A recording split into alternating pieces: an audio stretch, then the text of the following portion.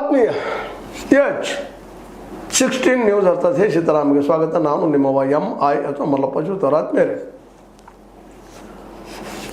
Israel ಇರಾನಿನ ಪ್ರಮುಖ ನಾಯಕನ ಹೊಡೆದು ಉರುಳಿಸ್ತಾ ಇದೆ. ಲಾರಿ ಜಾನಿ ಆಗಿರ್ಬೋದು, ಅದಕ್ಕೆ ಪೂರ್ವದಲ್ಲಿ ಖಮೇನಿ ಅವರಾಗಿರ್ಬೋದು, ಇನ್ನೂ ಅನೇಕರನ್ನ ಹೊಡೆದು ಉರುಳಿಸ್ತೇನೆ ಅನ್ನುವಂಥ ಧಮಕಿಯನ್ನು ಕೊಡ್ತಾ ಇದೆ. ಆದರೆ ಅದಕ್ಕೆ ಯಾವುದಕ್ಕೂ ಬಗ್ತಾ ಇಲ್ಲ. ಪ್ರತಿಕಾರವಾಗಿ ಮತ್ತಷ್ಟು ಜೋರಾಗಿ ದಾಳಿಯನ್ನು ಮಾಡ್ತಾ ಇದೆ ಇಸ್ಲಾಮಿಕ್ ರೆವಲ್ಯೂಷನರಿ ಗಾರ್ಡ್ ಕಾರ್ಪ್ಸ್. ಈ ಸೈನ್ಯ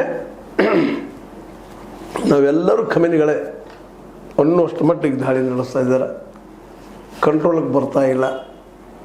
ಇದರಿಂದಾಗಿ ಸಹಜವಾಗಿ ನೆತನ್ಯಾಹು ಗಾಬರಿಗೊಳ್ಳೋದಷ್ಟೇ ಅಲ್ಲ, ಟ್ರಂಪ್ ನಿಧಾನಕ್ಕೆ ಈ ಯುದ್ಧದ ಹಿಂಸರಿತಾ ಇದ್ದಾರಾ ಅನ್ನುವಂಥ ಒಂದು ಭಯನೂ ಅವ್ರಿಗೆ ಶುರು ಆಗಿಬಿಟ್ಟದ.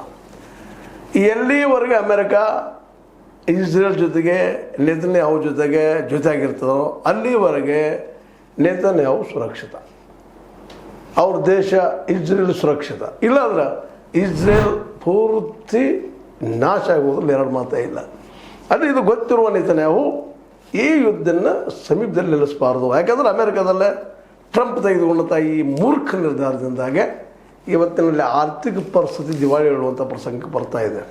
ಸೂಪರ್ ಪವರ್ ಅಂತ ಜಗತ್ತಿಗೆ ಏನು ತೋರಿಸ್ಕೊಂಡಿದ್ದು ಇಲ್ಲಿವರೆಗೆ ಅದೇನೂ ಇಲ್ಲ, ಬುಡುಬುಡಿಕೆ ಅನ್ನುವಂಥ ಮಾತು ಕಂಡು ಬರ್ತಾ ಇದೆ.